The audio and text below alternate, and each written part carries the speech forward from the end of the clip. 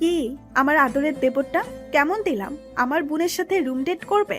নাও এবার নিচে বাঁচো। ভাবি ও নিজুম খুবই খুশি। খুবই ভালো দিয়েছো ভাবি। সত্যি তোমার আর তোমার বোনের প্রশংসা করতে হয়। তোমাকে বড় বোনের মতো ভাবতাম, আর তুমি এই কাজের সাথে ছিলে, তাই না? আরে মাস্টার মাইন্ড তো আমি। তোকে সত্যি ভাইয়ের মতো দেখতাম। তবে আমার বোনকে এই প্রস্তাব দেওয়া তোর সাহস হলো কিভাবে? আমি কি করেছি যে এটা আমার সাথে করলে? কেন রে? আমার বোনকে রুম ডেটের প্রস্তাব করছিস আর এখন কিচ্ছু বুঝতে পারছিস না?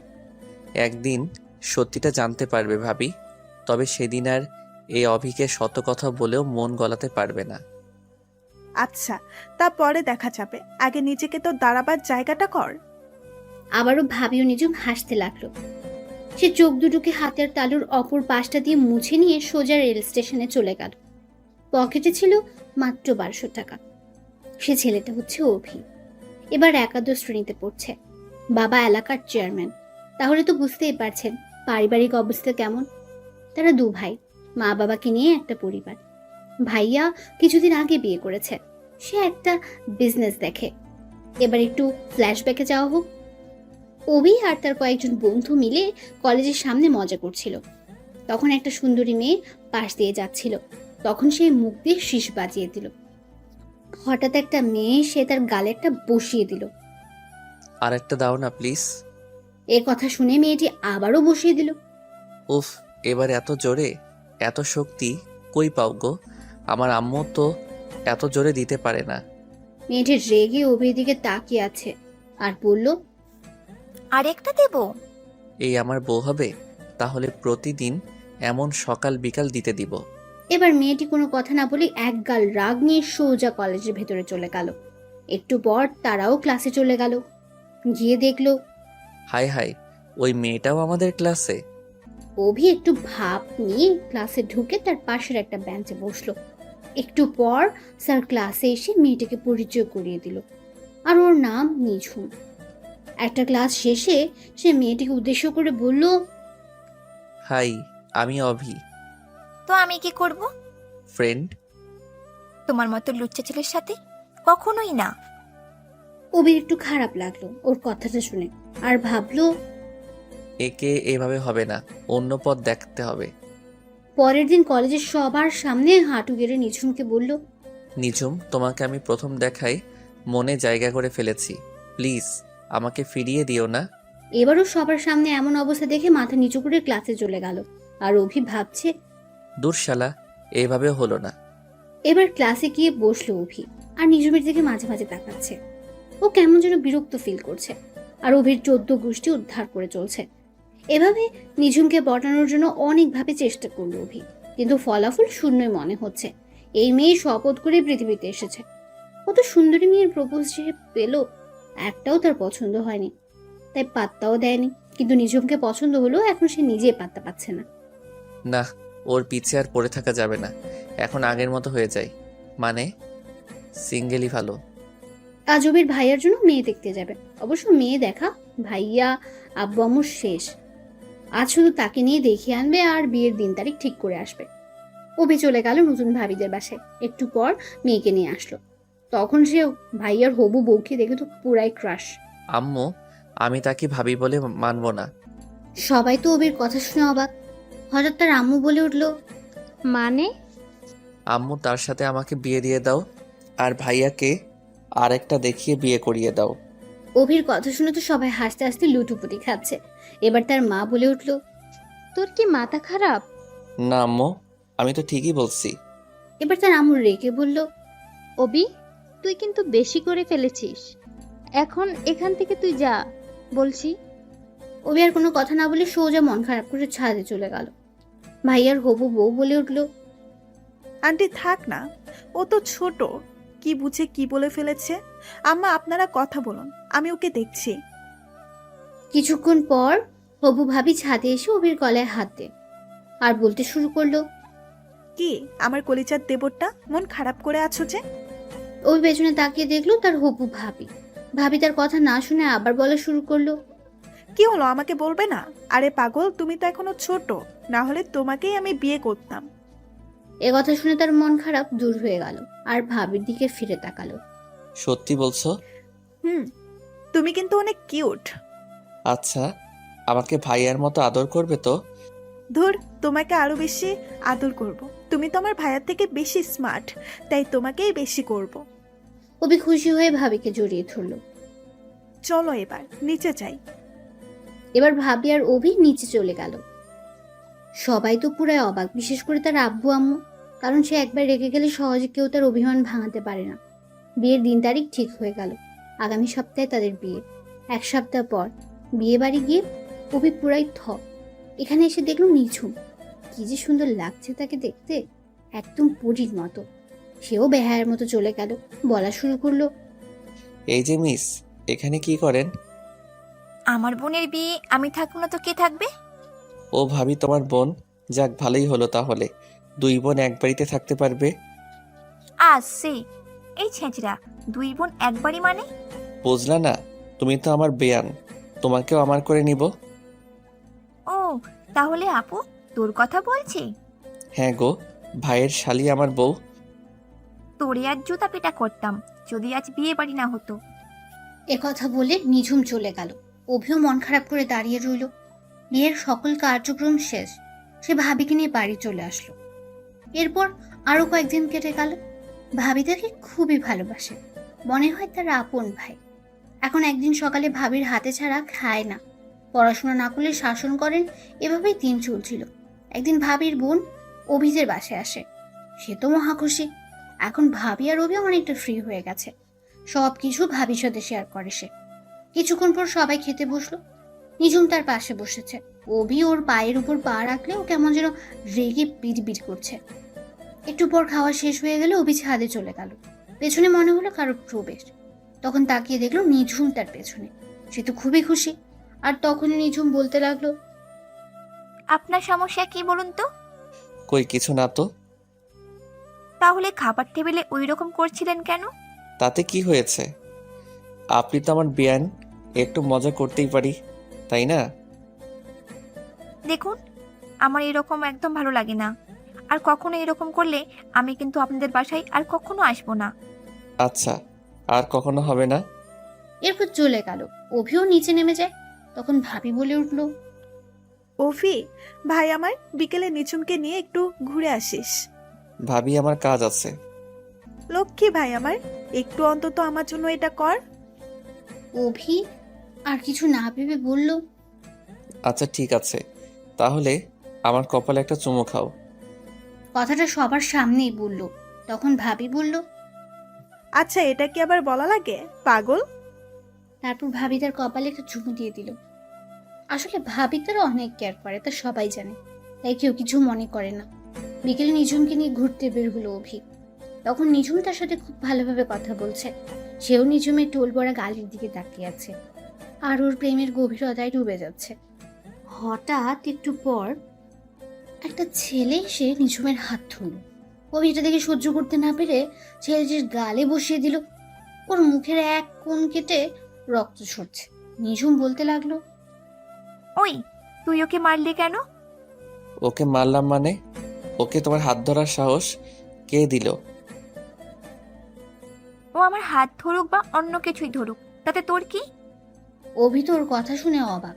দেখলো নিঝুম ছেলেটিকে উঠিয়ে ওকে বিদায় দিল। এরপর ও একটা রিক্সা নিয়ে কান্না করতে করতে চলে গেল। অভি তো ওর কাণ্ড দেখে অবাক, কিছুই বুঝলো না কি হলো।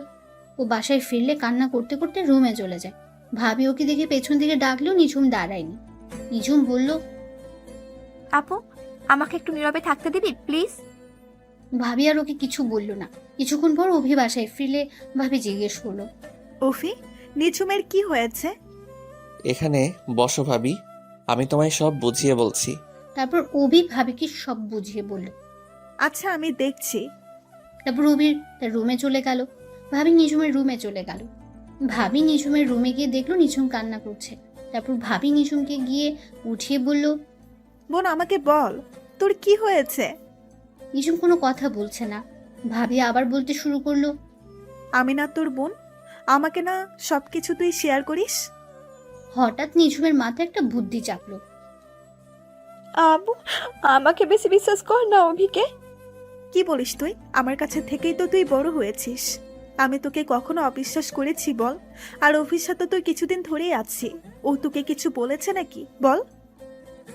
জানো আপু, আজ অভি আমাকে ওর সাথে রুম ডেটের কথা বলেছে, তাই আমি কান্না করে বাসায় ফিরেছি। ভাবি ওর কথা শুনে তো পুরাই অবাক। ভাবি বলল, আজই আমি ওর ব্যবস্থা করব। দাঁড়া, ওর এত বড় সাহস যে আমার বোনের সাথে এরকম কথা বলে। না আপু, ওকে ভালো করে সাইজটা করব, যাতে আর কোনো মেয়েকে কিছু বলতে না পারে। তুই কি বলতে চাইছিস? তারপর নিঝুম ভাবিকে সব বুঝিয়ে বলল। ভাবি ওর কথায় রাজি হয়ে গেল। তারপর ভাবি অভির রুমে এসে বলল, অভি নিঝুম তোকে কিছু বলবে, তাই তোমাকে ওর রুমে যেতে বলেছে। অভিও সরল মনে চলে গেল। নিঝুম দরজাটা আটকে দিয়ে চিৎকার করতে শুরু করলো। Help, help! কিছুক্ষণ পর সবাই দরজার সামনে চলে আসলো। নিঝুম দরজা খুলে দিয়ে সোজা ভাবির কাছে চলে গেল আর কান্না করতে শুরু করলো আর বলা শুরু করলো, আপু, ও আমার সাথে খারাপ কিছু করতে চাইছিল। জি অভি, তোমাকে আমি ভাইয়ের মতো ভাবছি, আর তুমি আমার বোনের সাথে এটা করতে পারলে? হঠাৎ ভাইয়া আর বাবা তাকে ইচ্ছে মতো মারতে লাগলো। ভাইয়া বলতে লাগলো, তোর কিভাবে সাহস হলো বাবা ভাইয়ের টাকা নিয়ে বাইরে গুন্ডামি আর মেয়েদের সাথে নষ্টামি করছো? নিজে তো কোনো কিছু করার ক্ষমতা নেই। যেই অভি কিছু বলতে যাবে তখনই বের হয়ে যা আমার বাড়ি থেকে। তোর মতো ছেলেকে আমি নিজের ছেলে বলে মানি না। আজ থেকে আমার শুধু এক ছেলে। আম্মু, তুমিও কি আমায় বিশ্বাস করো না? আম্মু এবার তার গালে একটা বসিয়ে বলল, বের হ আমার বাসা থেকে, তোর মুখ দেখতে চাই না। অভির আর কিছুই বলার রইল না। সোজা বাড়ি থেকে বের হয়ে আসবে তখন ভাবি আর নিঝুম তার সাথে আসলো। তখন ভাবি তাকে ওই কথাগুলি বলা শুরু করে যা আপনারা শুরু থেকেই জানেন। বের হয়ে গেল তার ছোট্ট বাড়ি থেকে, যেখানেই তার বেড়ে ওঠা ছিল।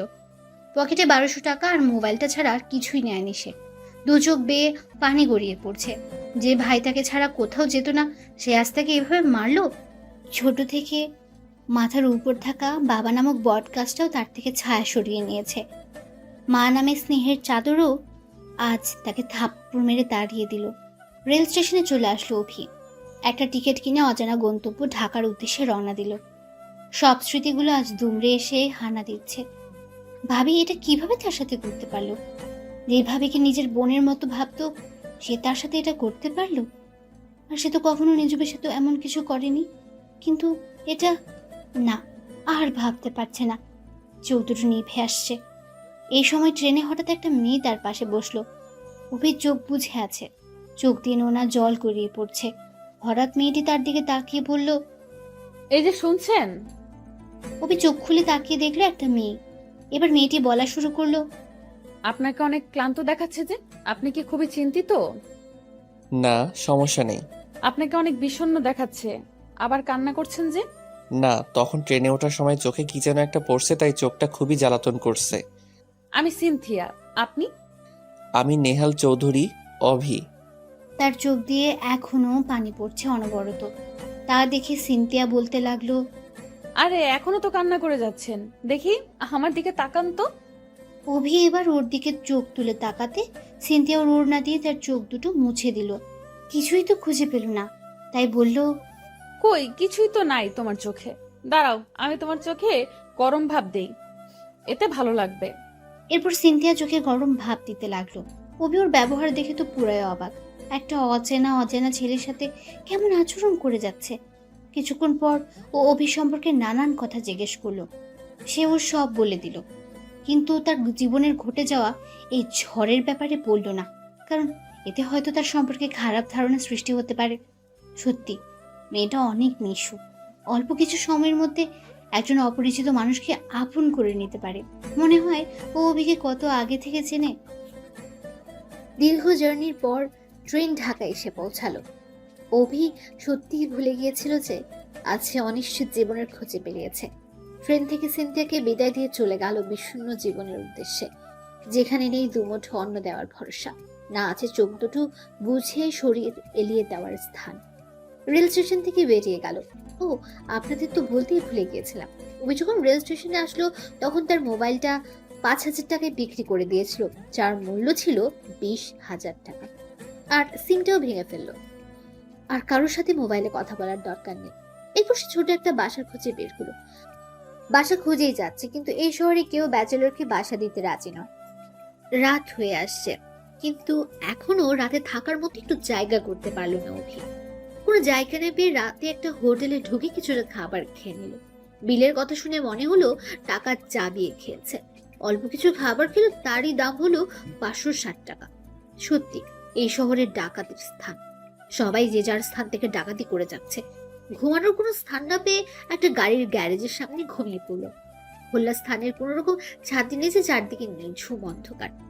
পরিবারের কারোর কথা যে আর তার স্মৃতিতে হানা দিচ্ছে না, কারণ সেই স্মৃতিতে তার কোনো স্থান। আর পরের বেলা খাবার কি হবে তারই ঠিক নেই। তার আবার কিসের পরিবারের চিন্তা। রাতে আর কোনো চিন্তা না করে ঘুমোতে চেষ্টা করলো। ঘুমো যে তার সাথে বেইমানি করে যাচ্ছে, কারণ যে ছেলের ফোমের বিছানা ছাড়া শরীর এড়াতে পারে না, তারা ইটের উপর ঘুমানো। সত্যি ভাগ্য যেন তার জীবনকে এক রাতে উল্টে পাল্টে দিয়েছে। তা অভি কখনো ভাবতেই পারেনি। কখন যে চোখটা লেগে গেল তা জানা নেই। সকালে কে যেন তাকে ডাকা শুরু করলো। অভি চোখ খুলে দেখলো বাবার বয়সের একটা লোক। এই ছেলে, তুমি এখানে শুয়ে আছো কেন? চাচা, আমি গ্রাম থেকে এখানে এসেছি, কিন্তু কেউ আমাকে বাসা ভাড়া দিচ্ছে না। তোমার বাড়ি কোথায়? চাচা, আমার কোনো বাড়ি নেই, আর পৃথিবীতে আমার আপন বলতে কেউ নেই। তুমি এখানে কি করো বাবা? অভির কথা শুনে লোকটা কিছুটা আবেগী হয়ে গেল। চাচা, কাল রাত ঢাকায় এসেছি, ভাবছি এখানে ছোট কোনো একটা কাজ করার চেষ্টা করব। চাচা, আপনার দোকানে কোনো কাজ আছে যা আমি করতে পারবো? আমার দোকানে কাজ তুমি করতে পারবে? দেখিয়ে দিলে পারবো চাচা। আচ্ছা ঠিক আছে, চলো আমার সাথে, সকালে নাস্তা করবে। না চাচা, আপনি যান, আমি পরে খেয়ে নিব। তুমি আমাকে এখন নিজের আপন চাচা ভাববে, আর কোনো কথা বলবে না। আমার সাথে চলো, নাস্তা করবে। অভি আর কোনো কথা না বলে তার সাথে চলে গেল। নাস্তা করে এসে এবার কাজ করা শুরু করে দিল। যখন সে কাজে কোনো ভুল করে তখনই চাচা তাকে সাহায্য করেন। কাজ করতে দুপুর হয়ে গেল। তারপর চাচা তাকে দুপুরের খাবার খেতে নিয়ে যায়। খাবার খেয়ে আবার কাজ করতে লাগলো অভি। আর মনে মনে ভাবছে, সত্যি জীবন কি জিনিস আজ সে হাড়ে হাড়ে বুঝতে পারছে। যে ছেলে বাসায় পানির গ্লাসটা টেনে খায়নি, সে আজ গ্যারেজে গাড়ি মেরামতের কাজ করছে। বিকেল হয়ে এলো। আজকের মতো দোকান বন্ধ করে দিল সে। তারপর চাচা তাকে নিয়ে তার বাড়ির উদ্দেশ্যে রওনা দিল। চাচা, আপনি আমাকে কোথায় নিয়ে যাবেন? কেন আমার সাথে? আপনার সাথে মানে? আমি না তোর আপন চাচা? তাহলে এত কথা বলছিস কেন? আমাদের সাথে থাকবি তুই? অভি আর কোনো কথা বললো না, সোজা তার সাথে চলে গেল। গিয়ে একটা বাড়িতে উঠলো। বাড়িটা তাদের বাড়ি থেকে কিছুটা ছোট, কিন্তু চাচার ব্যবসা অনেক বড়। আর তাতে মনে হয় তিনিও অনেক বড় লোক, কারণ তার উপার্জনের পরিমাণ দেখে বুঝলো অভি। এরপর চাচা দরজা নক করলে একটা মেয়ে দরজা খুলে দিল। অভি তো মেয়েটিকে দেখে অনেকটা অবাক, কারণ এটা আর কেউ নয়, এটা ট্রেনে পরিচিত হওয়া সেই মেয়ে সিনথিয়া। সিনথিয়া অভিকে দেখে চোখ বড় বড় করে তাকিয়ে আছে। অভিও তেমনি। হঠাৎ চাচা বলে উঠলেন, কিরে সিনথিয়া, এভাবে দাঁড়িয়ে থাকবি না আমাদের ঢুকতে দিবি? এরপর সিনথিয়া পথ সরে দাঁড়ালো, আর চাচা সিনথিয়াকে বললেন, মা, এ হলো নেহাল, আর ওকে একটা রুমে দেখিয়ে দে। এখন তো সিনথিয়ার মাথার মধ্যে নানান প্রশ্ন ঘুরপাক খাচ্ছে। আর অভিরও করেছে পানি নেই, কারণ সিনথিয়া যদি চাচাকে সব বলে দেয়। আসলে ট্রেনে এসে সিনথিয়াকে বলেছে যে ঢাকায় এসেছে তার এক আঙ্কেলের বাসায়। কিন্তু সিনথিয়া যদি জানতে পারি সে ওর কাছে মিথ্যে বলেছে, তাহলে তো তার সব যাবে। এরপর সিনথিয়া তাকে রুম দেখিয়ে বলল, এটা আপনার রুম, আর আমি বাবার কাছে সব জেনে আপনার ব্যবস্থা করে নিচ্ছি। আপনি তখন আমায় সত্য বলেছেন না, মিথ্যা বলেছেন তা প্রমাণ হয়ে যাবে, আর ভুলেও পালানোর চেষ্টা করবেন। এখন ফ্রেশ হয়ে নেন। কথাগুলো বলে সিনথিয়া চলে গেল। অভি তো আবার চিন্তায় পড়ে গেল। তখন যদি সত্যিটা বলে দিত তাহলে আর এমন অবস্থা হতো না। এখন নিজের উপর ভীষণ জেদ হচ্ছে তার। তারপর সিনথিয়া চাচার কাছে গেল, আর সকাল থেকে এই পর্যন্ত ঘটে যাওয়ার সব কথা চাচা সিনথিয়াকে বলে দিলেন। কিছুক্ষণ পর চাচি অভির রুমে খাবারের জন্য ডাকতে আসলো। সেও তার পেছনে যেতে লাগলো। দেখলো সেখানে আগেই সিনথিয়া আর চাচা বসে আছে। সিনথিয়া অভির দিকে রাগের দৃষ্টি নিয়ে তাকিয়ে আছে। অভি ভাবছে আজ মনে হয় তার শেষ দিন। ভয়ে গিয়ে টেবিলে বসলো। এবার চাচি খাবার দিতে লাগলো। সে কেমন যেন একটু আনইজি অনুভব করছে। চাচি তা লক্ষ্য করে বললেন, বাবা লজ্জা করো না, এটা তোমার বাসার মতোই মনে করবে। অভি চাচিকে মাথা নেড়েই উত্তর দিল। এরপর খাবার খেয়ে রুমে চলে আসলো। কিছুক্ষণ পর সিনথিয়া তার রুমে এসে তার গলা টিপে ধরে বলতে লাগলো, ওই তুই আমাকে ট্রেনে মিথ্যা বলেছিলি কেন? বল, সত্যি করে বল। অভি ওকে ছাড়িয়ে বলল, তুমি আমাকে সত্যি মেরে ফেলবে? তাহলে তখন আমাকে মিথ্যা বললি কেন? তোকে আজ বাড়ি থেকে বের করব। তুই যে একটা ব্যাকপার তা আমি ভালো করেই বুঝেছি। না হলে তখন সত্যিটা আমাকে বলে দিতি।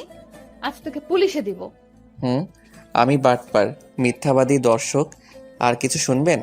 এবার আমাকে আপনার বাবার কাছে বলে জেলে পাঠিয়ে দিন, তাহলে আমি আপনার উপর বড্ড কৃতজ্ঞ হব।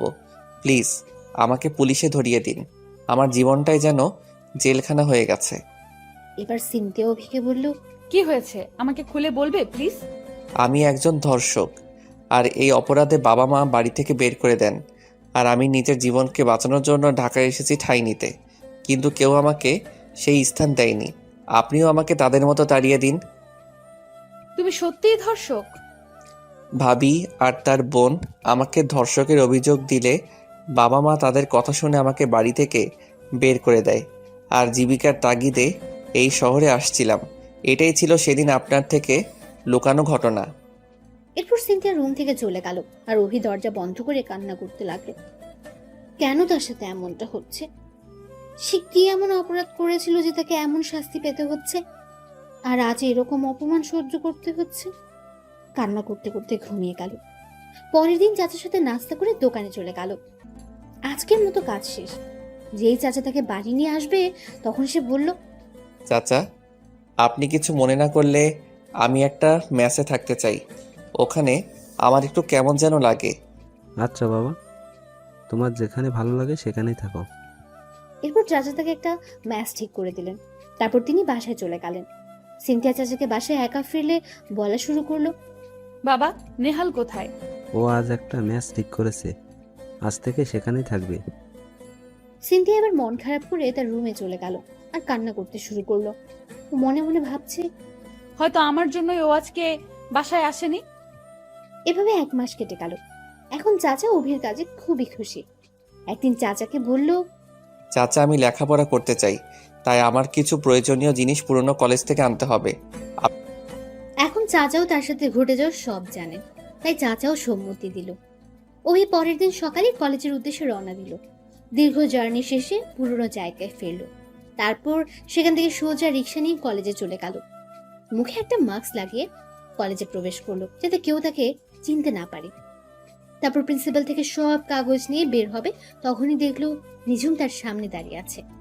অভি মাথাটা ঘুরিয়ে ওর সামনে থেকে চলে আসলো। ও পেছন থেকে এক দৃষ্টিতে তাকিয়ে আছে, মনে হচ্ছিল অভিকে কিছু বলতে চায়। অভি কলেজ থেকে বের হয়ে একটা রিক্সা নিয়ে সোজা আবার রেল স্টেশনে চলে গেল। একটা টিকিট কেটে আবার সেই ইট পাটকেলের শহরে ফিরে এলো।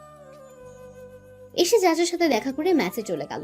পরের দিন কাছাকাছি একটা কলেজে ভর্তি হয়ে গেল। সেখান থেকে এসে দোকানে কাজ শুরু করে দিল। আর চাচার কাছেও এটা বলল যে সে সপ্তাহে 2 দিন ক্লাস করবে। চাচা তার ইচ্ছে মতো করতে বলেছিল, কিন্তু অভির বিবেকে তা বাধা দেয়, কারণ লোকটা তার জন্য অনেক করেছে যা হয়তো এই শহরে কেউ করে না। চাচা তাকে মাসে 8,000 টাকা দেন, তার মধ্যে 5,000 টাকা ম্যাচের খরচ আর বাকিটা দিয়ে অন্য কিছু করে। পরের দিন নতুন কলেজে গেল, কিন্তু কারোর সাথে কথা বলতে পারছে না, সবাই অভির দিকে তাকিয়ে আছে। তারপর ক্লাসে গিয়ে একটা বেঞ্চে বসলো।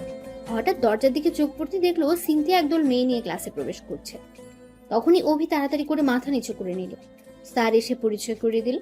সিনথিয়া তাকে দেখে ভ্রু কুঁচকে তাকালো আর মনে মনে একটা শয়তানি হাসি দিল। এরপর আরো 2টা ক্লাস শেষে টিফিনের সময় ক্যান্টিনে চলে গেল অভি। একটা রুটি আর কলা নিয়ে টেবিলে বসে পড়লো। তখনই দেখলো সিনথিয়া তার সামনে এসে বসে আছে, আর সে ওর দিকে কিছু খেয়াল করেনি। হঠাৎ সিনথিয়া বলে উঠলো, আমাকে টিফিন শেয়ার করবে না? আপনি শুধু রুটি খোলা খাবেন? না খেলে বলতাম নাকি? এরপর অভি আরো 2টো কলা রুটি নিয়ে আসলো আর সিনথিয়াকে উদ্দেশ্য করে, এই নিন, এবার খেয়ে নেন। অভি যেই খেয়ে ওখান থেকে আসতে যাবে তখনই ও বলতে লাগলো, ওই আমাকে ফেলে কোথায় যাচ্ছ? আজ তো নতুন, তাই কলেজটা একটু ঘুরে দেখি। দাঁড়াও, তোমার সাথে আমাকে নিয়ে যাও। এরপর সিনথিয়া তার সাথে রুটি কলা খেতে খেতে হাঁটতে শুরু করলো। আজকে কলেজে আসলে যে?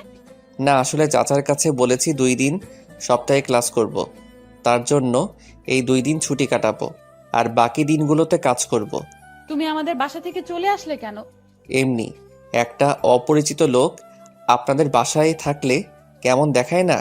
সবাই এতে আপনাদের নিয়ে বাজে মন্তব্য করতে পারে, তাই মেসে চলে আসলাম। তুমি না অনেক বেশি বুঝো। আমি আবার কি করলাম? থাক, কিছু না, আমরা বন্ধু হতে পারি। আমার সাথে আপনি বন্ধু হবেন? আমি তো একটা বাটপার, আর এই বাটপারের সাথে বন্ধুত্ব করলে আপনার ক্ষতি হতে পারে। সিনথিয়া এবার মাথাটা নিচু করে ফেলল আর বলতে লাগলো, নেহাল সরি, আমি আর কখনো তোমার সাথে খারাপ ব্যবহার করব না। আরে কি বলছেন? আপনার জায়গায় অন্য কেউ হলে ঠিক এই কথাই বলতো। সরি তো আর কখনো বলবো না। আচ্ছা, বন্ধুত্ব হওয়াই যায়। কাল আসবে না? শনিবার আর রবিবার কলেজ করব। আমি বাবাকে বলে আরো একদিন বাড়িয়ে দিই। না, তার দরকার নেই। চাচা আমাকে মাস শেষে টাকা দেন, তারপর লেখাপড়া করার জন্য সপ্তাহে 2 দিন ছুটিও দেন। আচ্ছা, তুমি যা ভালো মনে করো। তারপর বাকি ক্লাস শেষে কলেজ গেটে গিয়ে দেখলো সিনথিয়া রিক্সা নিয়ে দাঁড়িয়ে আছে। যেই অভি সিনথিয়াকে দেখলো তখনই ডাকা শুরু করলো, নেহাল এদিকে এসো। কিছু বলবে? রিক্সায় ওঠো। আরে না, আমি যেতে পারবো। আর তোমার বাসা তো ওদিকে, আমি তোমার সাথে যাব কেন? বাবার সাথে দেখা করে যাবে, তুমি ওঠো। সে আর কিছু না বলে ওর সাথে উঠে বসলো। সিনথিয়া দেখলো অভি কিছুটা দূরে সরে গেছে। তখন সিনথিয়া বলতে লাগলো, আরে পড়ে যাবে তো, এতটা চেপে আছো কেন? ঠিক আছে, আমার সমস্যা নেই। এবার সিনথিয়া তাকে এক টান দিয়ে ওর হাত থেকে রশির মতো আটকে ধরলো। যেই অভি ওর দিকে তাকাবে তখনই তার মুখে আগুন দিয়ে বলল, একদম চুপ, তোমার একটা কথাও শুনতে চাই না। অভি আর কোনো কথা বলতে পারলো না। ও অভির কাঁধে শুয়ে পড়লো। সে শুধু সিনথিয়ার কাণ্ড দিকে যাচ্ছে। কিছুক্ষণ পর দোকানের সামনে চলে গেল। তখন অভি বলল, এখন তো আমাকে ছাড়াও নয়তো তোমার বাবা আমাকে এই শহর ছাড়া করবে। এরপর সিনথিয়া একটা মুচকি হাসি দিয়ে ছেড়ে দিয়ে বলল, এত ভয় পেলে বাবাকে আমাদের কথা বলবে কিভাবে? আমাদের কথা মানে? কিছু না, রিক্সা থেকে নামো। সিনথিয়া আর অভি রিক্সা থেকে দোকানে চলে গেল। চাচা তাদের দেখে বললেন, কি রে তোরা একসাথে? বাবা, আমরা একই কলেজে এক ক্লাসে পড়ি। ও তাহলে তো ভালো। আর তুই আজ আমার দোকানে? কখনো তো আসতি না। কেন আসতে পারি না? আমি কি তা বলেছি? আমার মেয়ে আসবে নয়তো কে আসবে? তোমাকে দেখতে খুব ইচ্ছে করছিল, তাই চলে আসলাম। পাগলি একটা। চাচা, আমি তাহলে যাই। বাবা, আমি নেহালের ম্যাচটা ওর সাথে ঘুরে আসি। ওর সাথে যাবি? আচ্ছা যা। অভি সিনথিয়ার কাণ্ড দেখে অবাক হচ্ছে। ও আবার তার সাথে যেতে চাচ্ছে। এই মেয়ের আবার কি হলো কে জানে। হঠাৎ সিনথিয়া বলে উঠলো, কি হলো, চল। এরপর আর কিছু না পেরে ওকে নিয়ে ম্যাচে চলে গেল অভি। সিনথিয়া অভির ছোট রুমে তার সাথে আসলো। অভি রুম দেখে সিনথিয়া বলতে লাগলো, আচ্ছা, এখানে কে থাকে? কেন, মানুষ থাকে। আমার তো মনে হয় এটা কোনো পশুর গোয়াল ঘর। কি আমি পশু? তা নয় তো কি শুনি। অভি আর কিছু বলল না। ওকে দেখলে পুরো ছেলেদের মতো মনে হয়। এরপরও অভিকে রুম থেকে বাইর করে দিয়ে বলল, এখানে দাঁড়িয়ে থাক, আমি না বের হওয়া পর্যন্ত। কিছুক্ষণ পর সিনথিয়া রুম থেকে বের হয়ে এসে অভিকে ভেতরে যেতে বলল। সে রুমে গিয়ে তো পুরাই অবাক। 15 মিনিটে তার রুমের চেহারা পরিবর্তন করে দিয়েছে। সিনথিয়া এবার বলল, আর কখনো যদি আগের মতো গোহাল ঘর করে রাখো তাহলে তোমার খবর আছে। চলো, আমাকে এগিয়ে দিয়ে আসো। আচ্ছা, তোমার নাম্বারটা দাও। মোবাইল নেই। ও আচ্ছা, চলো এগিয়ে দিয়ে আসো। এরপর সিনথিয়াকে রিকশায় তুলে দিল অভি। ও চলে গেল আর সে মেসে চলে আসলো। পরের দিন কলেজে টিফিন টাইমে যেই সে খাবার কিনতে যাবে তখনই সিনথিয়া তার হাত ধরে একটা টেবিলে নিয়ে আসলো। এভাবে আনলে কেন? আমি টিফিন খাবো তো। কথা না বলে চুপচাপ বসো। এরপর সিনথিয়া একটা বক্স খুলে অভির সামনে দিয়ে, যতটা পারো খেয়ে নাও। সে দেখলো সিনথিয়া বিরিয়ানি রান্না করে এনেছে। অভি যখনই কিছু বলতে যাবে তখনই ও বলল, এই এত কথা বলো কেন? যা বলছি তাই করো। অভি এবার খেতে শুরু করলো আর সিনথিয়া তার দিকে তাকিয়ে আছে। হঠাৎ কিছু মেয়ে এসে বলা শুরু করলো, আহারে, দুলাভাইকে খাইয়ে দে না, তার নিজ হাতে খেতে কষ্ট হয় না বুঝি? ওদের কথা শুনে অভির গলায় খাবার আটকে গেল।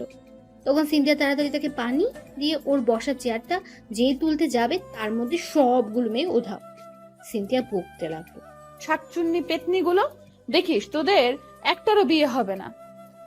এবার অভি বলল, আমার খাওয়া শেষ, আমি ক্লাসে যাই। সিনথিয়া আঁখি দুটি লাল করে বলতে লাগলো, তুই এখান থেকে যদি উঠিস তাহলে তোর ঠ্যাং ভাঙবো।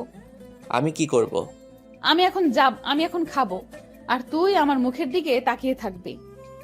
অভিও শিশুর মতো বসে রইলো আর তার বক্সে রাখা বাকি খাবারগুলো খেতে লাগলো। অভি ওর কাজ দেখে দিন দিন কেমন যেন হয়ে যাচ্ছে। মনে মনে ভাবছে, পাগল নাকি রে বাবা, আমার ঝুটা খাবারগুলো এভাবে খেয়ে নিচ্ছে। খাবার শেষে একটা টিস্যু দিয়ে ও তার হাত আর অভির হাত মুছে দিল, আর একটা বাটন মোবাইল অভির দিকে এগিয়ে দিয়ে বলল, এই সিমে শুধু আমার নাম্বার আছে, আমি যদি কখনো অন্য কারো নাম্বার পাই তাহলে তোর খবর আছে। তারপর ওর থেকে মোবাইলটা নিয়ে ক্লাসে চলে গেল অভি। ক্লাস শেষে ম্যাসে চলে গেল, আর এভাবেই তার জীবনের দিনগুলো কাটতে লাগলো।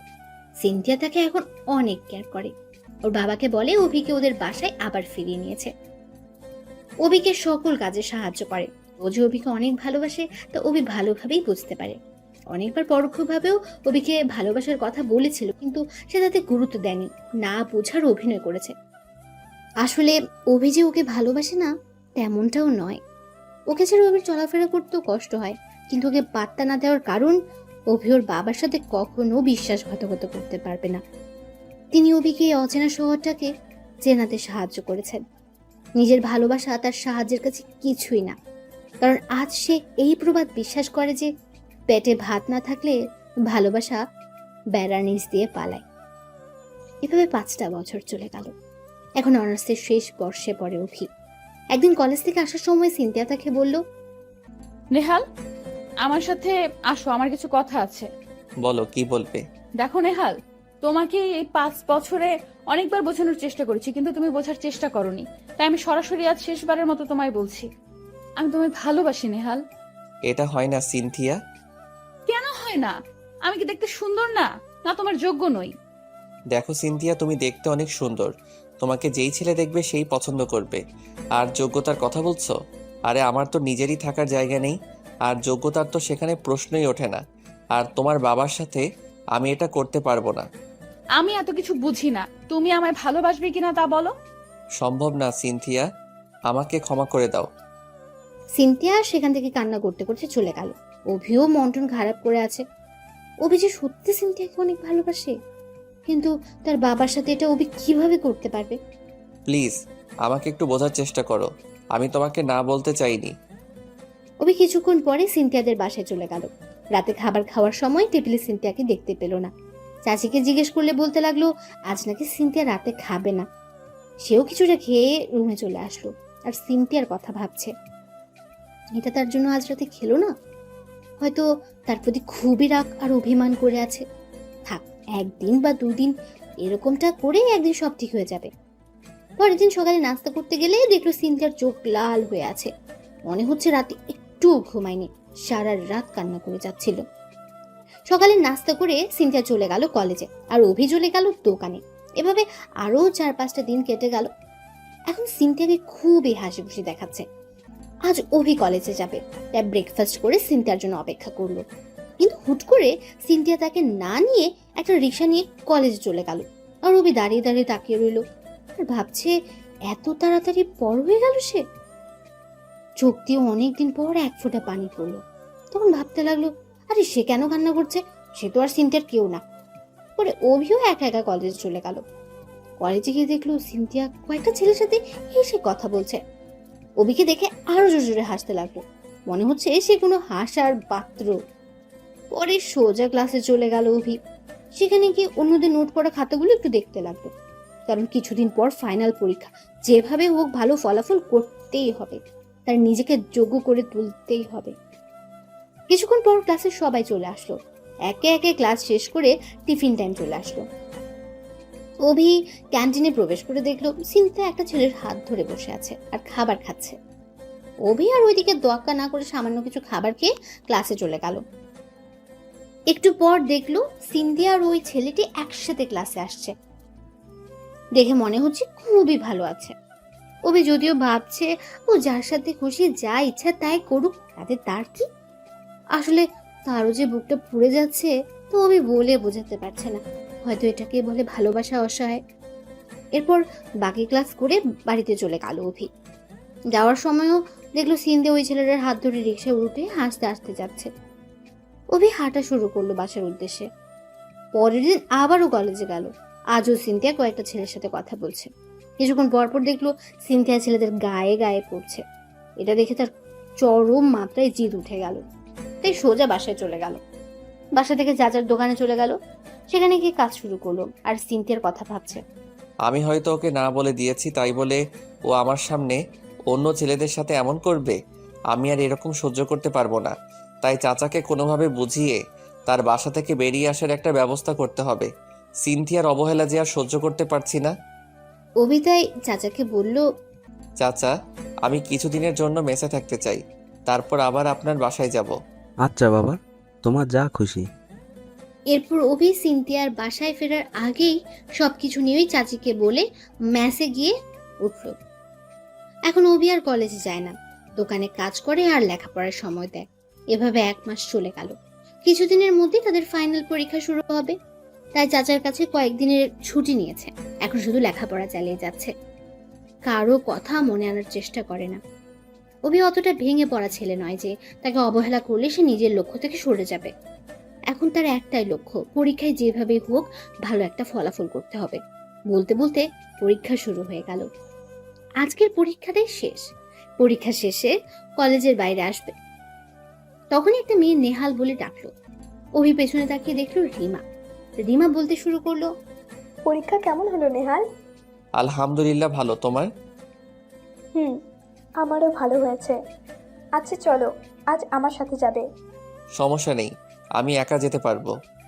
আমি তো তোমার ক্লাসমেট, তাতে সমস্যা আছে কি কোনো? না, এমনিতেই। আর কোনো কথা নেই, চলো আমার সাথে। এরপর রিমা একটা রিক্সা দেখে তাকে নিয়ে রিক্সায় উঠলো। রিক্সাও চলতে শুরু করলো। রিমা তার সাথে খুব হাসি খুশি ভাবে কথা বলছে। হঠাৎ তাদের সামনে দিয়ে সিনথিয়া একটা রিক্সা দিয়ে যাচ্ছিল। তখন অভি আর রিমাকে এক রিক্সায় দেখে কিছুটা বিস্মিত হলো সিনথিয়া। সে অভির দিকে রাগী দৃষ্টিতে তাকিয়ে আছে। পারলে এখনই গাড়ি থেকে নেমে তাদের গিলে খায়। এটা অবশ্য রিমা লক্ষ্য করেনি।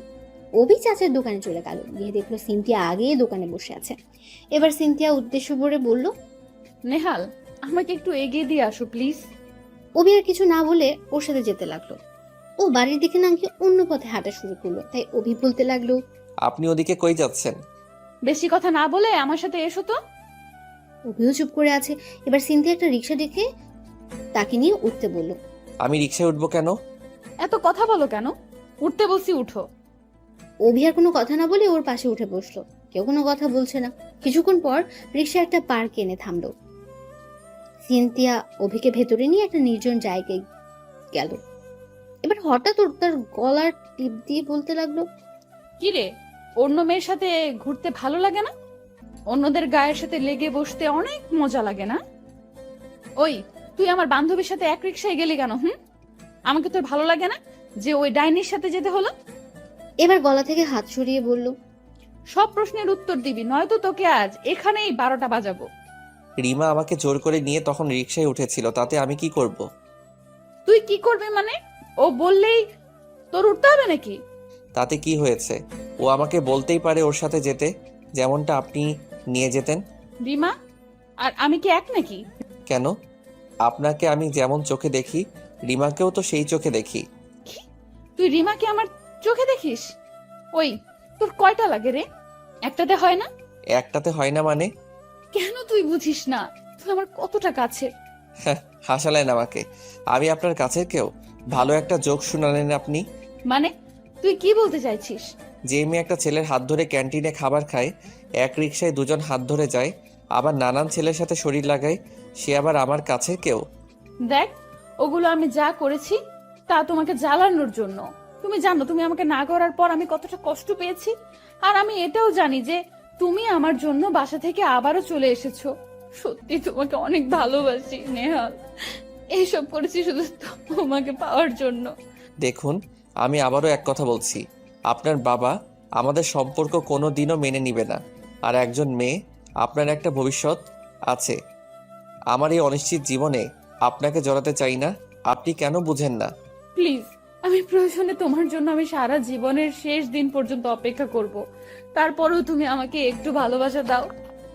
অভি কি করবে কিছুই বুঝতে পারছে না। ওকে কি বলে আশা দিয়ে রাখবে? এই মাত্র পরীক্ষা শেষ হলো, 2 মাস পর ফলাফল দেবে, তারপর হয়তো কোনো চাকরির জন্য আবেদন করবে। আবার তাদের দেশে চাকরির যা অবস্থা, ঘুষ ছাড়া কোনো চাকরি তো আর বাজারে পাওয়া যায় না। কপাল ভালো হলে 2-1টা হওয়ার সম্ভাবনা আছে, তাই শুধু শুধু মেয়েটাকে কষ্ট দিতে পারবে না। ভালোবাসলে যে কাউকে নিজের করেই পেতে হবে এমন তো কোনো কথা নেই, বরং ভালোবাসার মানুষটা সুখে থাকুক এটা চাওয়াই সবচেয়ে বড় ভালোবাসা। অভি সেটাই মনে করে। এখন ওর কাছে নিজেকে ঘৃণার পাত্র পরিণত করার জন্য ওকে এমন কিছু বলতে হবে যাতে ওর ভালোবাসা তার উপর থেকে নিমেষ হয়ে যায়। তাই অভি বলল, দেখুন সিনথিয়া, আমি আপনার মতো মেয়েকে আমার জীবন সঙ্গী হিসেবে মেনে নিতে পারবো না। কেন? আমি কি অপরাধ করেছি? আপনি অন্য ছেলেদের সাথে মেলামেশা করেন, ওদের নিয়ে ঘোরাফেরা করেন। এবার সিনথিয়া অভিকে ঠাস ঠাস করে 2টা গালে বসিয়ে বলল, একদম চুপ। তোকে ভালোবাসি বলে যে আমাকে নিয়ে এইসব খারাপ কথা বলবি আর আমি তা মেনে নিব ভাবছিস? কখনো না। আরে আমি তো আজ পর্যন্ত কোনো ছেলেকে ছুঁয়ে দেখিনি, শুধু তোর জন্য ওই ছেলেদের হাত ধরতে হয়েছিল, আর তুই আমাকে এটা বলতে পারলি?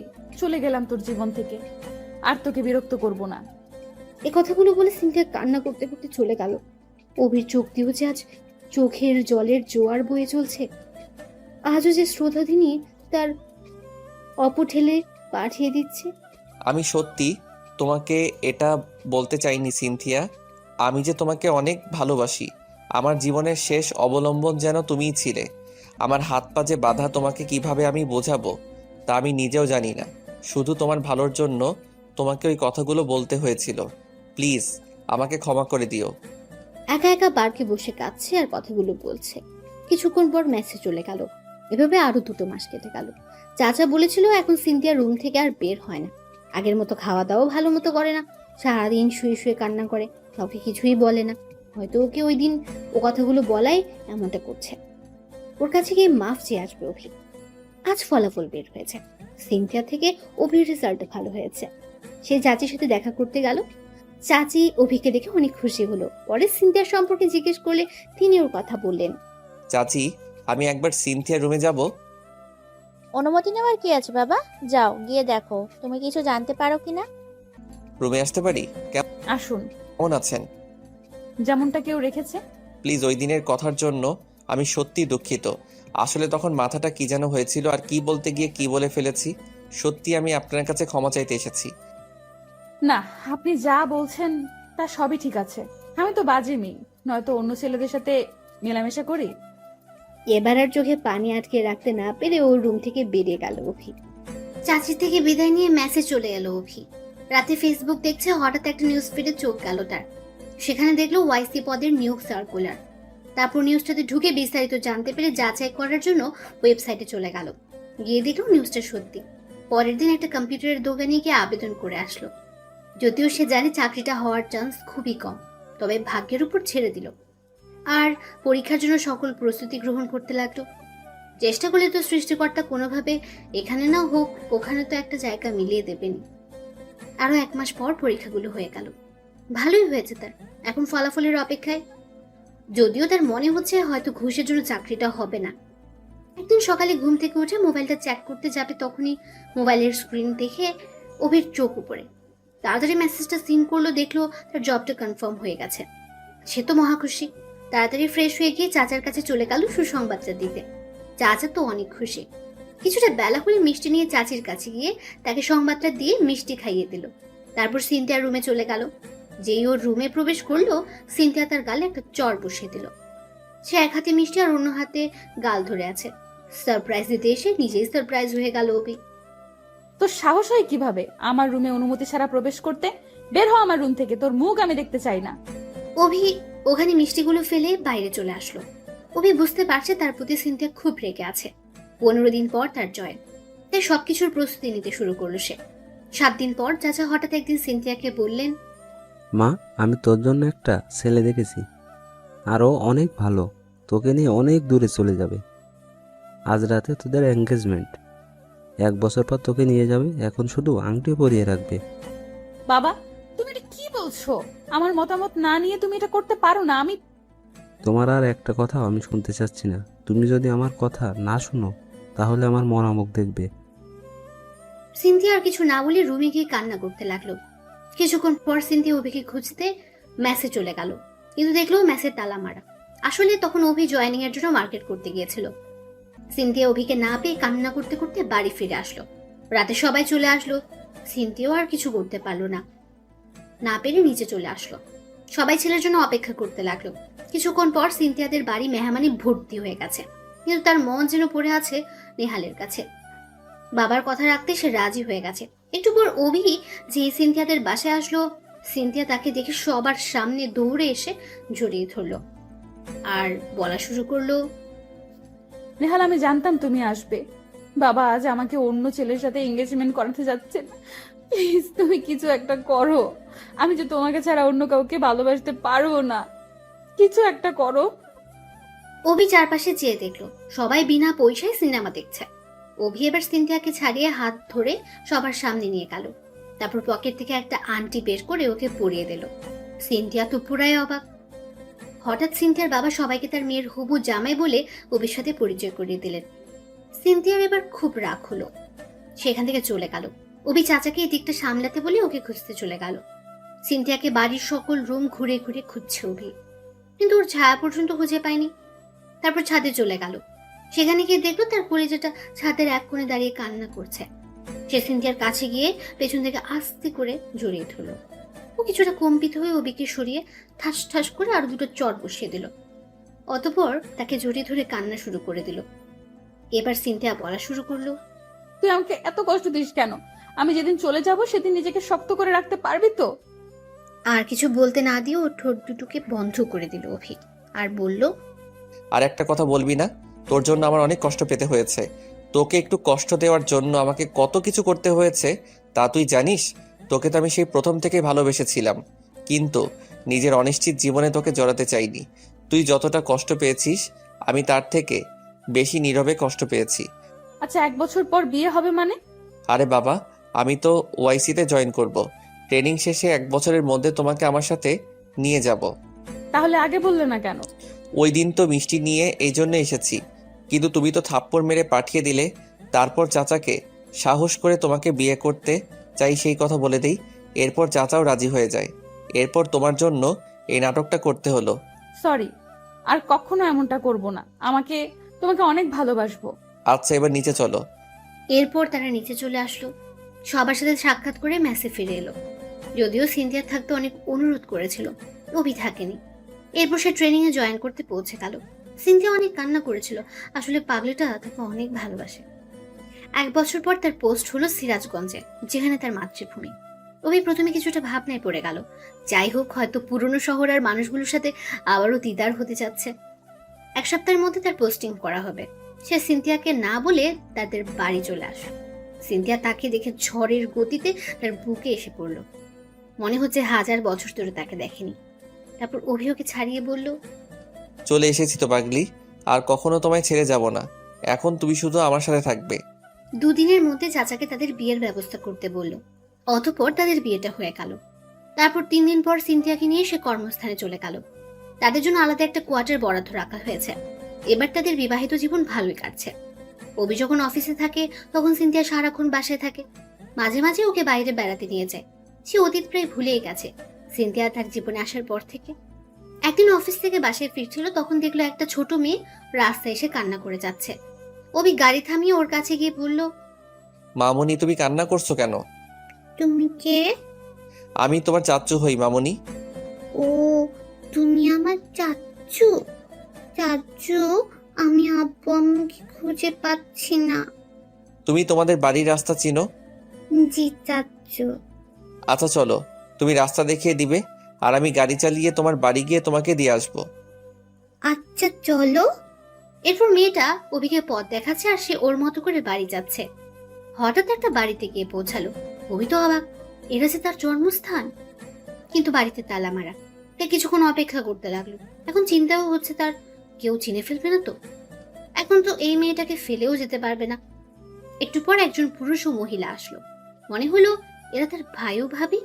আর শিশুটা তাদের দেখে বাবা মা বলে দৌড়ে চলে গেল। ওর বাবা মা ওকে দেখে কান্না শুরু করলো। তারপর শিশু মেয়েটি বলল, আম্মু, ও ওই চাচুটা আমাকে বাড়িতে নিয়ে এসেছে। মেয়েটির বাবা মানে সেই হচ্ছে অভির ভাই। সে বলতে শুরু করলো, স্যার আপনাকে অনেক ধন্যবাদ। আমি জানি না আপনাকে কি বলে ধন্যবাদ দিব। আসলে বাবা একটু অসুস্থ তো, তাই তাকে নিয়ে এখানকার হসপিটালে নিয়ে গিয়েছিলাম, কিন্তু ও যেন কোথা থেকে বের হয়ে আসে তা আমাদের জানা নেই। অভি বাবার অসুস্থতার কথা শুনে বাইরে চলে আসলো। তারা কিছুটা অবাক হলো বটে। সে সোজা হসপিটালের থেকে গাড়ি নিয়ে রওনা হলো। হসপিটালে পৌঁছে বাবা মাকে খুঁজতে লাগলো, কিন্তু পাচ্ছে না। হঠাৎ চোখ গেল দরজার পাশে একটা ব্যাগে। অভি তাড়াতাড়ি সেখানে গিয়ে দাঁড়ালো, আর মা তার দিকে অপলক দৃষ্টিতে তাকিয়ে আছেন। স্যার, কিছু বলবেন? আসলে অভির গায়ে ইউনিফর্ম ছিল, তাই সবাই স্যার বলছে। তার কি হয়েছে? মাঝে মাঝে তার হার্টে ব্যথা উঠে। কেন? তাও অনেক কাহিনী স্যার, যা বলতে অনেক সময় লাগবে। আপনি বলুন না প্লিজ। মা এবার দীর্ঘশ্বাস ফেলে বলতে লাগলেন, আমার 2 ছেলে, একজন রুদ্র, আরেকজন নেহাল, যাকে ছোটবেলায় একটা মিথ্যা অপবাদে বাড়ি থেকে বের করে দেয়। আর এই মিথ্যা অপবাদের মূল্য ছিল আমার বড় ছেলে রুদ্রের বউ আর তার বোন নিজুম। আমার ছোট ছেলের নেহাল নিজুমকে অনেক ভালোবাসতো, কিন্তু নিজুম তাকে ভালোবাসতো না। একদিন নিজুম আর নেহাল ঘুরতে বের হলে হঠাৎ একটা ছেলে নিজুমের হাত ধরে, কিন্তু নেহাল তা দেখে ছেলেটাকে মারে। আসলে নিজুম আর ওই ছেলে একে অপরকে ভালোবাসতো, তাই নিজুম বাসায় কান্না করে ফিরে আসে। তারপর অভিকে বের করে দেওয়া সবকিছু আবার বলতে লাগলেন তিনি। তারপর কি হলো? আসলে ওই ছেলেটা নিজুমকে প্রকৃতভাবে ভালোবাসতো না, তার নিজুম কোনোভাবে জেনে যায়। এই কথাও ছেলেটা বুঝতে পারে। একদিন সন্ধ্যায় নিজুম বাড়িতে ফিরলে ওকে রাস্তা থেকে তুলে ওই ছেলে ধর্ষণ করে, ছেলেটাকে জেলে নিয়ে যায়। তারপর নিজুম আত্মহত্যা পর্যন্ত করতে যায়, কিন্তু তা আর করতে পারে না তার মা বাবার জন্য। আর নিজুম ও তার ভাবি নেহালের সাথে যা যা করেছে তা বলে দেয়। এ কথা শুনে আমরা অনেক রেগে যাই, কিন্তু ও শাস্তি তো ও পেয়েছে, তাই আমরা ওকে মাফ করে দিই। তারপর আঘাত থেকে মেয়েটা সুস্থ হতে অনেক সময় নেয়। কিছুদিন পর একটা ছেলে ওকে বিয়ে করতে রাজি হয়ে যায়, তারপর ওকে বিয়ে দিয়ে দেওয়া হয়। আর সত্যিটা জানার পর আমার স্বামী নেহালের কথা ভেবে ভেবে দিন দিন দুর্বল হয়ে যায়, আর এখন মাঝে মাঝে তিনি এরকম অসুস্থ হয়ে পড়েন। ওর জন্য তিনি আরো অপেক্ষা দুয়ারে চেয়ে থাকেন। অভি তার চোখের পানি আটকে রাখতে পারছে না, সেখানে দাঁড়িয়ে কান্না শুরু করে দিল। অভি মায়ের কোলের উপর মাথা রেখে কান্না শুরু করে দিল। স্যার, আপনি কাঁদছেন কেন? আর বলতে লাগলো, হঠাৎ বাবা ঘুম থেকে উঠলো। অভির কথা শুনে বলতে লাগলো, আম্মু, আমি তোমার নেহাল, আমাকে ক্ষমা করে দাও। আমিও যে অনেক কষ্টে বড় হয়েছি। কি, তুই আমার নেহাল? হ্যাঁ মা, আমি তোমার নেহাল। এবার মা আমাকে জড়িয়ে ধরে কান্না শুরু করলো। বাবা নেহাল, তুমি কোথায় ছিলে? আমার উপর তোর এত রাগ অভিমান? আমায় ক্ষমা করে দে বাবা। না বাবা, তোমার উপর আজ আমার কোনো অভিযোগ নেই। আমার জন্যই তোমার আজ এই অবস্থা। না রে, এটা আমার পাপের ফল। তোর কথা না শুনে আমি তোকে বাড়ি থেকে বের করে দেই, তারই ফল এটা। আচ্ছা বাদ দাও। বাড়ি যাবি না বাবা? আরে তোমাদের সাথে দেখা হবে, চিন্তা করো না। তবে আমার জন্য সরকার যেই জায়গা দিয়েছে ওখানেই আমি ভালো আছি, আর ওই বাড়ি আমার দরকার নেই। দরকার নেই মানে? ওটা তো তোরও বাড়ি না বাবা। বাদ দাও তো মা এই কথা। এখন কি বাড়ি দিয়ে আসবো তোমাদের, না এখানেই থাকবে? আজ তোর বাবা এখানে থাকুক, তুই বাসায় চলে যা। এরপর আম্মু অভিকে চলে যেতে বলল, যদিও সে বাবার পাশে থাকতে চেয়েছিল। আম্মু না করায় এরপর বাসার দিকে রওনা দিল। ফোনে তাকিয়ে দেখলো সিনথিয়ার অনেকগুলো ফোন। মোবাইল সাইলেন্ট ছিল, ওর কথা ভুলেই গিয়েছিল সে। পরে বাসায় গিয়ে যেই কলিং বেল বাজাতে লাগলো, সে দরজা খুলে দিল।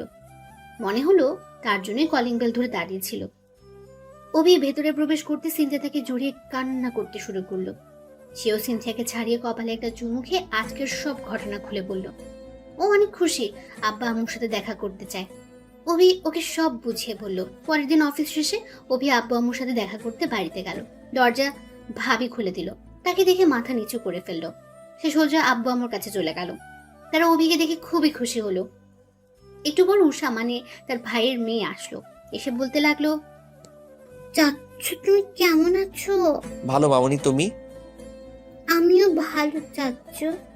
এবার ওকে কোলে তুলে আনলো অভি। এরপর আরো কিছুক্ষণ আব্বু আম্মুর সাথে কথা বললো। হঠাৎ উষা বলল, চাচ্চু, পরশুদিন আমার জন্মদিন, তুমি কিন্তু আমার জন্য অনেক কিছু আনবে। আচ্ছা মামুনি। তারপর চলে আসবে। তখন অভির আম্মু বলল, খাবার খেয়ে যা বাবা। আমি তো এখনো সংসারের কিছু দিতে পারিনি মা। এ কথা বলে বাসা থেকে চলে গেল অভি। এরপর ভাবি আম্মুকে কালকের ঘটনা বলল। এখন আম্মুর সাথে সিনথিয়াকে মোবাইলে পরিচয় করিয়ে দিয়েছে। সিনথিয়া ও আম্মু দুজনে দেখা করতে চেয়েছে। উষার জন্মদিনের দিন নিয়ে যাব বলে দিয়েছে। বলতে বলতে উষার জন্মদিন চলে আসলো, তাই ওর জন্য সিনথিয়াকে নিয়ে অনেক কিছু কিনে নিল। রাত 9টার দিকে রওনা দিল। অনেক আত্মীয় স্বজনরা থাকবে সেখানে। সিনথিয়াকে একটা বোরকা আর হিজাব পরতে বলেছে, আর সে পাঞ্জাবি পরেছে। আজ সবাইকে দেখাবে তার স্ত্রী কেমন ধরনের মেয়ে। যারা তাকে বাড়ি থেকে বের করে দিয়েছিল তাদের থেকে কোনো দিক দিয়ে কম আছে কিনা সেটাই দেখাবে। আর সে এমনি তো সিনথিয়াকে বোরকা পরিয়ে নেয়। নিজের জিনিস অন্য কাউকে দেখানোর মতো গাধা সে নয়। আসলে পৃথিবীর মানুষগুলো দিনে দিনে বোকা হয়ে যাচ্ছে। নিজের জিনিস কেন যে অন্যের বিনোদনের পাত্রে পরিণত করে তা সে বুঝে না। যাই হোক, দরজায় নক করতে একটা মেয়ে দরজা খুলে দিল। সেটা আর কেউ নয়, এটা ছিল নিঝুম। ওবির দিকে তাকিয়ে আছে। ওবি তার দিকে কোনো ভ্রুক্ষেপ না করে কি সবকিছু নিয়ে বাসায় ঢুকলো। আম্মু ভাবি নিঝুম সহ আরো মেয়েরা সিনথিয়ার দিকে তাকিয়ে আছে, কারণ এরকম আয়োজনে কেউ আবার বোরকা পরে। তাতেও সিনথিয়াকে অনেক সুন্দর দেখাচ্ছে। ওবি ইশারা করলো, ও বুঝতে পারলো। সিনথিয়া আব্বু আম্মুকে সালাম করে যেই ভাবির সাথে আম্মু পরিচয় করিয়ে দেবে, তখন ওবি সিনথিয়াকে ডেকে আম্মুর ঘরে নিয়ে গেল আর ওর কাছে কিছু কথা বলে দিল। ওদিকে ভাবি আর ভাই অবাক হয়ে গেল। একটু পর অভির আনা কেক তাদের কেকের পাশে রাখলো। এবার উষাকে কেক কাটতে বলল। উষা কেক কাটলে অভি আর সিনথিয়া ওর মুখে কেক দিয়ে ওর জন্য আনা সব উপহার দিয়ে দিল। উষা অভি আর সিনথিয়াকে চুমু দিয়ে বলল, আমার ভালো চাচ্ছু, ভালো আন্টি। তারপর আব্বু আম্মুর রুমে সিনথিয়াকে নিয়ে চলে আসলো। ওদের উপর এখনো রাগ করে আছিস? দেখো, এই বাড়িতে তুমি আর বাবা ছাড়া আমার আর কেউ নেই। কেন, ওরা তোর ভাই ভাবি না? আম্মু, তোমরা যদি আর ওদের নিয়ে কথা বলো আমি তাহলে কখনো তোমাদের কাছে আসবো না। এবার কেউ আর কথা বলল না। একটু পর রুম থেকে বাইরে আসলো উষা। উষা এসে বলল, চাচ্ছু আন্টি চলো, আমরা এখন খাবো। আচ্ছা আম্মু চলো, আমরাও খাবো। অভি সিনথিয়ার হাত ধরে রাগী দৃষ্টিতে তাকালো। এবার সবার সামনে পকেট থেকে 10,000 টাকা বের করে বাবার হাতে দিয়ে বলল, বাবা, এটা তোমাদের মাসিক খাবার খরচ।